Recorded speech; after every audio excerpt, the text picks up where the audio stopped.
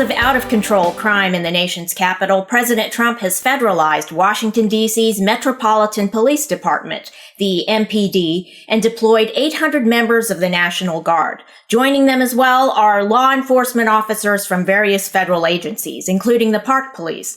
The National Democratic Party is soft on crime, and the outcry from them was instantaneous. But the president's actions were necessary. D.C. residents overwhelmingly vote Democratic, and they are the ones who suffer when the soft-on-crime rhetoric designed to win elections comes back to haunt them through crime on their doorsteps. Now, there's a reason why violent crime in D.C. isn't always reported by the victims, because they know they can't get justice from the local government in D.C. For example, crimes committed by juveniles had taken an alarming turn in recent years. Criminal gangs had been recruiting juveniles to commit violent crime, knowing they wouldn't be prosecuted in the vast majority of cases. Criminals have had the run of the city, committing carjackings, smash and grab robberies, what have you. They're 14 and 15 years old. Now, in D.C., the federal prosecutor can charge 16 and 17-year-olds as adults only for a couple of offenses: murder, rape, burglary, and armed robbery. Now, if the offender is 15, the local prosecutor in D.C. can transfer the case to the adult system, but only for certain violent crimes. So, for example, very recently, just last week, a former employee of Doge was assaulted while trying to stop a carjacking. He was brutally beaten but wasn't killed, thankfully. So it was aggravated assault committed by two 15-year-olds who were unarmed, and so they would go right to the juvenile system. Now, recently, the U.S. Attorney for the District of Columbia, Jeanine Pirro, she's the federal prosecutor for D.C., advocated that the laws be changed to authorize her to try juveniles as adults for such violent crimes. But with the D.C. City Council being liberal Democrats, when would the laws be changed? We might also remember a carjacking case from 2021. An Uber Eats driver was thrown from his car by two teen girls using a stun gun, which isn't considered a firearm in D.C. He died from his injuries. The perpetrators were 13 and 15. The 13-year-old went straight to the juvenile system, and the local prosecutor refused to charge the 15-year-old as an adult, although she committed what essentially is felony murder. The president declared a public safety emergency and also has clear authority under the D.C. Home Rule Act to federalize the MPD. Now, one of the reasons why crime has spun out of control in D.C. is there was no will to act, no will to do what's necessary. Now, these juveniles don't respect their parents, obviously. D.C. residents overwhelmingly vote Democratic, as I mentioned, and now as America turns away from the spineless example set by Democrats on the national level, hopefully these kids will respect the strong example set by President Trump, the DOJ led by AG Pam Bondi, and the U.S. Attorney for D.C., Jeanine Pirro. They are setting an example even for the parents of these coddled juvenile criminals to follow.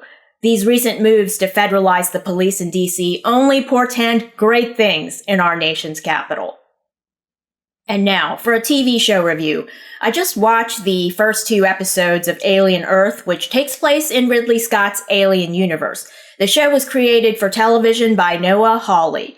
The series is executive produced by Ridley Scott, but he doesn't direct any of the episodes, and we can tell. Now, Ridley Scott has such unparalleled vision that he can take a space monster which is unspeakably disgusting and make it watchable, even elegant.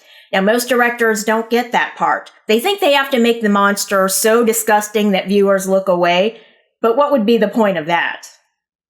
The original Alien wasn't big budget by Hollywood standards, $11 million in 1979, which is about $45 million adjusted for inflation in 2025.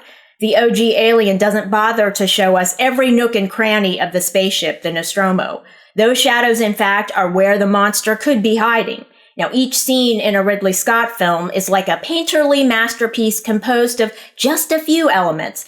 Those elements are allowed to breathe. Now, this TV show, in contrast, is showing off its huge budget, which is rumored to be well over $250 million. So that's a lot of scenery, and it all appears on the screen at the same time.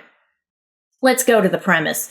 In the near future on Earth, two giant technology corporations that control the world are focused on creating artificial life forms. They consist of cyborgs, which are technology-enhanced humans, synths, which are androids, and hybrids, which are androids whose consciousness has been downloaded from dying humans. The Weyland-Yutani Corporation controls North and South America. The Prodigy Corporation controls Asia or thereabouts. A Weyland-Yutani deep space research vessel is carrying a bunch of creepy-crawly alien species to bring back to Earth, but crash lands in New Siam, the capital city of the Prodigy Corporation. And, big surprise, the crash was intentionally engineered by a malign cyborg. Now, next surprise, the alien species get loose, and we have to call in the cavalry. They're a bunch of hybrids, indestructible androids whose consciousness was downloaded from terminally ill children. The consciousness transfer technology only works with child minds that aren't fully formed. The hybrids are given supercomputers for brains, the strength and speed of tanks and fighter jets, the vision and hearing of radar and sonar, etc. They're told to collect the alien species because the Prodigy Corporation wants to steal them from Weyland-Yutani.